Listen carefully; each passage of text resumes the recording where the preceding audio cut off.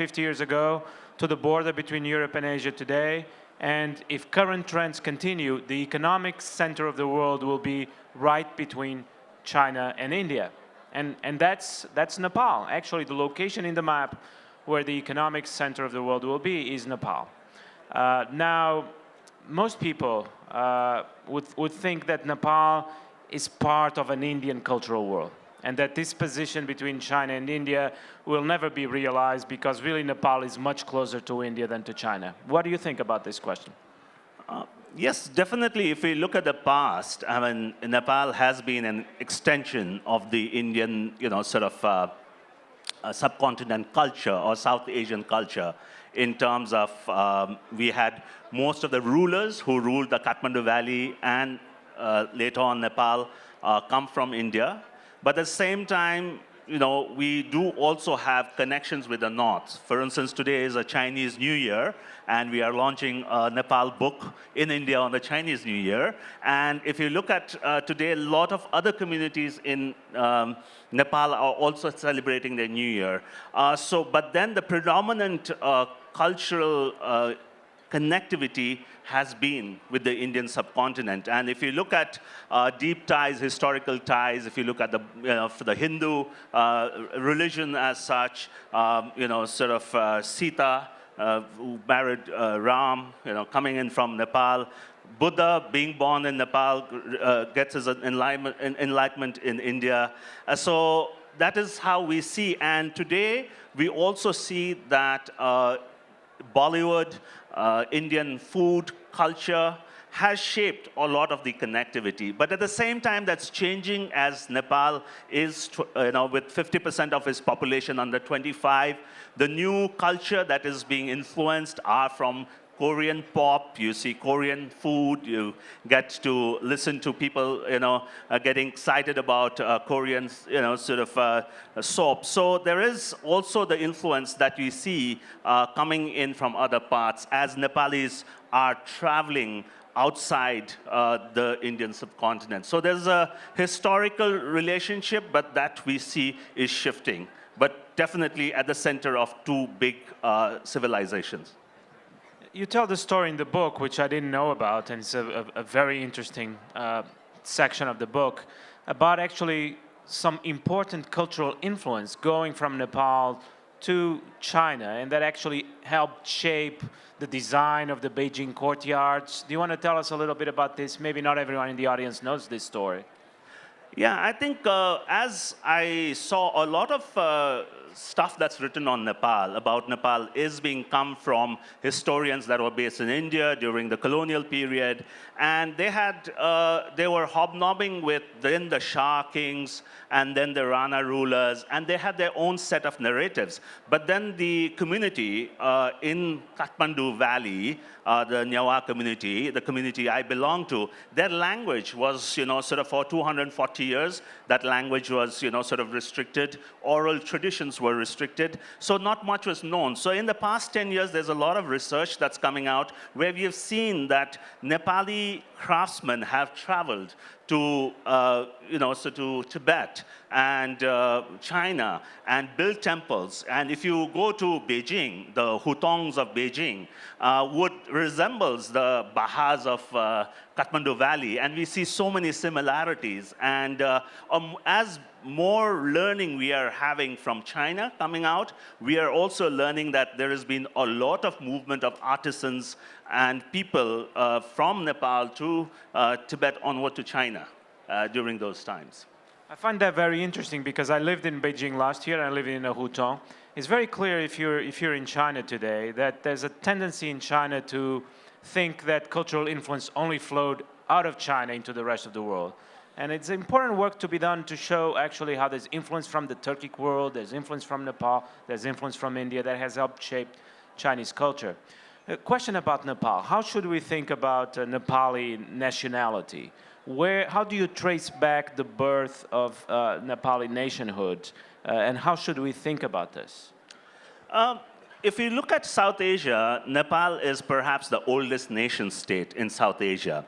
And, it never got colonized. It had extreme good ties with both its neighbors in the north and the south. So if we look at the nation state, and if you look at Kathmandu Valley as being the center point, and then there were other kingdoms, it would be, from a cultural perspective, from a social perspective, very much at the center of the South Asian discourse. And a lot of pilgrimages during earlier times and religious movement, cultural movements did take place there. So it has got a long history, but very little is known about it, because very little is written from the outside world about it, and that's why I've attempted in this book to talk a bit about the past, especially the 800 years before the Shah kings come in and what is currently seen as the current day Nepal. Let's talk a little bit about the present and this position between India and China. I think from one perspective, it might seem a very envious position to be located in this important center of world politics and the world economy. On the other hand, you might think it's actually not a good thing to be placed there, because both China and India will certainly be trying to attract Nepal to its orbit. Lots of people all over the world, and in my travels I see this, in Singapore, in Kazakhstan, and in many other places, are trying to navigate these waters and try to avoid being forced to choose sides. How do you think Nepal can avoid, and should it avoid, choosing sides between India and China and truly be in the middle? Yeah, it is a very difficult challenge as a country of about 30 million people, which is not small, but between countries that have more than 1.3 billion people. So it's a very difficult position to be in, and but then, if you look at in the past couple of decades, Nepal has its own relationship with India, which has been historic, which has been very close. But it was only after 2015, after the Nepal earthquake, where there was a tremendous assistance from the Indian side, but then that was followed by a blockade. And that's when China was also expanding on its Belt and Road initiative, and perhaps China started discovering about Nepal and then started engaging. I would say not much from the investment perspective as we see in other countries, but definitely from a soft power perspective. So for Nepal, you are constantly being seen as sort of either you are for India or for China, to be put into those pigeonholes. It's a very difficult situation. So when I come to India, people tell me that, oh, you guys have become closer to China. And China is always thinking that, oh, Nepal, however much we give aid and do things, sort of in Nepal still remains very close to India. I think this is a challenge we see, but I would look at as an opportunity for Nepal, like in the 16th and the 17th century, when Nepal as a linked state flourished, when India and China was 70% of the global GDP. Come 2040, when China and India are going to be 35% of global GDP, how does Nepal leverage its position and leverage its potential, especially when you have a demographic mix where 50% of the people are under 25 and 70% under 35. So I'd like to take the positive view of the potential and to see that whatever comes in this process, we must know how to address it in the right way and not take nationalism as a big card to sort of be either pro-China, anti-India, or pro-India, anti-China. How does Indian soft power and Chinese soft power look like when seen from Kathmandu? You have some provocative reflections in the book that I think you're suggesting that perhaps India could do a bit more in terms of projecting soft power in Nepal, that when you travel to the Chinese city in Tibet closest to the border, that the Chinese are making an effort to project this image of prosperity and power. How does the soft power game look from Kathmandu? I think the soft power game, the way I look at it is that we have to admit the fact that post-2015, the relationship between India and Nepal has been a challenge. And there are efforts at different levels to reconstruct it back to what it was, but it remains a challenge. So Nepal has, in one way, reached out to China, and China has reached out to Nepal. And what we see in terms of soft power, especially among the young people, because for people like us who, during our, when you're young, you came to India for your education, you came for your healthcare, you came for your tourism. That was a generation. Today's generation is exposed in a much more wider spectrum. And they do see the rise of China as something they do not want to miss out. And there are thousands of young Nepalis that are traveling to China under different exchange programs and educational programs.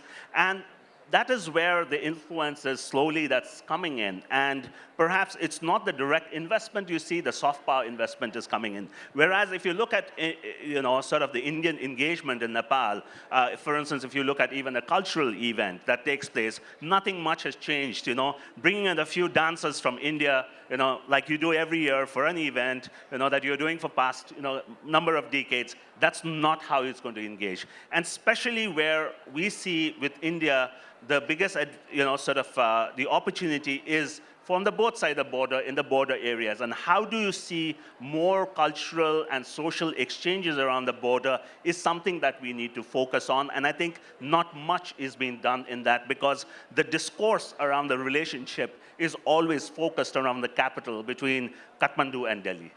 Are young people in Nepal learning Mandarin?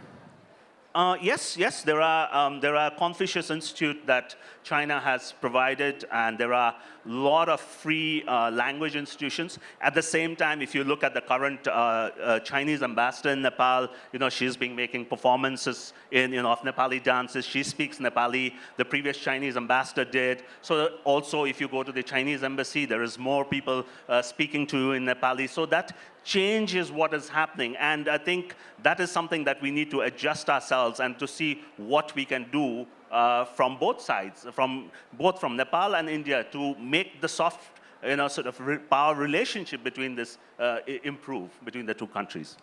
Let's talk a little bit about Nepal itself. We'll be there for 10 days very soon. What is the health of Nepali democracy? And that's obviously something that Nepal has in common with India and perhaps does not have in common with China. And it's important to discuss to what extent Nepali democracy is thriving or not thriving. How do you see this question? And how was the transition? How is the transition happening now? I think for Nepal, the transition has been like drinking from a fire hose, from being a kingdom, ruled by a certain, sort of a family for 240 years. Suddenly we become a federal democratic republic. So there's been a lot of strong transitions, but we've seen also all permutation and combination of governments, with royalists, with Maoists, all sorts of forms of communism. So we've seen everything, and we also see that whenever they think that there's sense of autocracy comes in, where be it through appointment of people in government offices or through any political person, I think there is resistance from the people. And so when there was an anti-corruption chief that was trying to become excessively powerful, people did revolt against him. And so there is that strong sense of democracy that cannot be overtaken. And I think that's a big positive. Also, Nepal is one of the very few countries where, after a conflict, you had local mediated solutions that brought an end to a very, very long, 10-year conflict where 17,000 people died. So that is also a positive. Very rarely we see that without external mediation, that a country decides to, get into a path of peace. And if you look at the integration of army, the rebel army with the national army, today you cannot distinguish who is from the rebel side and who is from the, the earlier army side, so Nepal army side. So those are sort of the positives we can see, and the sense of democracy is very strong. And I think one quick remark I would like to make is that when we talk about communism, contrary to all beliefs, communism in Nepal came from Kolkata. So it's the Indian version of communism and not the Chinese version of communism. And that is something that we need to continuously think about. Indian export. Now, the economy. We've all seen these images of how Everest now has become a endless offer for tourists everywhere. But Sujeev's book is very interesting, and I highly recommend that you read it. But very interesting in the way it actually presents an economic plan from Nepal, a vision for the growth of the Nepali economy. And I think the lessons there are actually applicable universally and certainly very relevant for India. How do you see the economic future of Nepal, and what are your main prescriptions in terms of what Nepal should be doing? I think for Nepal, it is a country of 30 million people. It needs about $7 to $8 billion of investment every year to grow and to graduate at least to a middle-income country by 2030. The sectors are known, and we have been doing well. I mean, there are more hydropower projects that's coming in. Tourism is doing well. There's more investment that's required in agriculture. I call it HATS, hydropower, agriculture, tourism, and services sector. And especially in the services sector, we are seeing more younger people being involved. 37% of our current, sort of exports comprises of export of services. About 800 technology firms, and these are young people who have studied in Nepal or outside, coming back, starting tech firms, ICT firms, startups. So that is where we see the future. And service industry is where I continuously see the future, because I think all of you who been to Nepal or would interact with Nepalis, our biggest asset is brand smile. Our asset is smile, and the service industry needs that smile, be it in the elderly care, be it in the hospitality industry. So these are some of the core that we can see that can move ahead. But definitely we need more foreign investments, and that is one of the challenges I talk in the book as to how not the government, but the private sector and this dependence on aid has been a challenge for Nepal to graduate to getting the sort of large amounts of foreign investments like we see in some of the countries that have pushed economic growth in the past decade or two. How would you describe Nepal in 2035, 15 years from now? How, if you try to see the future of Nepal, how would you describe it? Both economically, politically, and of course also geopolitically in terms of the relation between India and China and Nepal's role in that.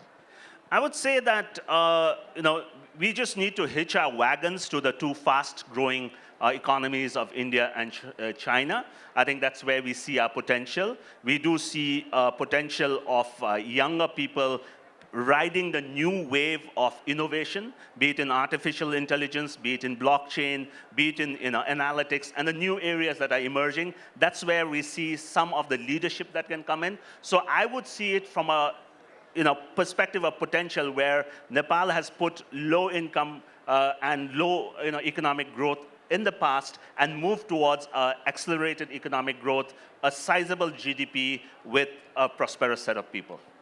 Final question, and a bit provocative. I get asked all the time to make predictions about the future of India-China relations. But you're in much better position than I am to answer this question. You know India very well. You know China very well. Where do you think relations between India and China are going? I personally feel, and I've written a book also, that India and China is going to work closely than ever before. If you look at the past 5 years, Indian Prime Minister and the Chinese President has met more than 16, 17 times. There is more Chinese investments in India and more Indian investments in China. Like I write, if you look at Tata in China, from a $200 million revenue, they are doing about a couple of $1 billion of business. So we would see that these two countries have to work together in terms of unleashing each other's economy. And that's where, again, Nepal sits in the middle to be the link in whichever way to see these two countries work together and see that what advantage it can take. Let's just get two questions very quickly. We're running out of time. It's one here and one here, please. The two at the same time. Hi, Sujeev. Just a quick question. You said that Nepal is following Calcutta form of communism and not. What's the difference? The Calcutta form of communism is that it is to do with power. It's about inward-looking thinking process where you rent-seek on the positions of power you are in. It is not about driving productivity, like the Chinese communism looks like. It is not like looking at state expanding the market and pushing innovation, but rather, curtailing the private sector involvement and creating crony capitalism. That's what, I mean by the Kolkata-backed communism. One question here in the middle. That gentleman there. Living between two hegemons is never an easy thing, and that's what Nepal is up against. My question to you is, looking at Tibet, Cambodia, the port in Sri Lanka, port in Pakistan, what is your line of defense? And also, don't forget 2014 and Akhanda Bharat. So what is your line of defense against these forces? The simple way in which I think on this is that if you look at between India and China, you have a buffer, sort of a country, Nepal, where if you had to put an army on both sides, it's going to be super expensive for both countries. So I think both countries are going to, be very, very cognizant of the fact that Nepal has to remain the way it is, because if you create any sort of problems around that, then your defense expenses are going to increase on both sides. So with that, we'll see how things are going to pan out, but I don't worry much about, Nepal being used in a similar thinking process that people equate with, say, Cambodia or what's happening in Sri Lanka or what's happening in parts of Africa. Final question from that gentleman there. This is a follow-up on that gentleman's question. Communism came from Calcutta to Nepal. What do you attribute the rise of Maoism to? The rise of Maoism in Nepal? I think the rise of Maoism in Nepal is no different than the rise of Naxalism in the eastern parts of India in the 70s. So it is to do with inequity. But when we look at it, people fought for inequality. You talked about a lot of promises, but when you come to power, you then basically, sort of propagate crony capitalism. So that's the sort of, Maoism is only a route to power, as it has happened in other parts of, South Asia. Sujeev is going to be signing books and available for questions outside. Please buy his book. There are not many books. There are such an excellent treatment of Nepal and its importance in today's politics. Thank you for coming. Thank you. Congratulations to Sujeev Shakya for unleashing the Vajra, and our thanks go to Bruno Maçães for moderating the session. And as Bruno said, Sujeev Shakya will be signing copies of the newly released book. You can pick it up at the JCB Prize for Literature bookshop, which you'll find next to the Charbagh venue on the left-hand side. And he will be happy to sign the books for you here at the back of the Nexa front lawn in the Z kiosk. You'll see the blue and white lights. That's the area where the author signings are taking place here at the Nexa front lawn. We will do an extremely quick turnaround now for the much anticipated last session of the day here at the Nexa front lawn. Where does fiction come from? Guests on this panel are Elizabeth Gilbert, Leela Slimani, Avni Doshi, and Howard Jacobson in conversation with Chandrahas Chowdhury. That is a slight program change. Unfortunately, John Lanchester was unable to join the panel this afternoon. And similarly, Damien Barr is very sadly unable to moderate today, but Chandrahas Chowdhury will take his place. This session is presented by Dainik Bahaskar. I'll start my introductions in just a moment, but please, we need to clear the central aisle. We can't start this session until the central aisles are clear. There's plenty of space down here at the front on the lawn.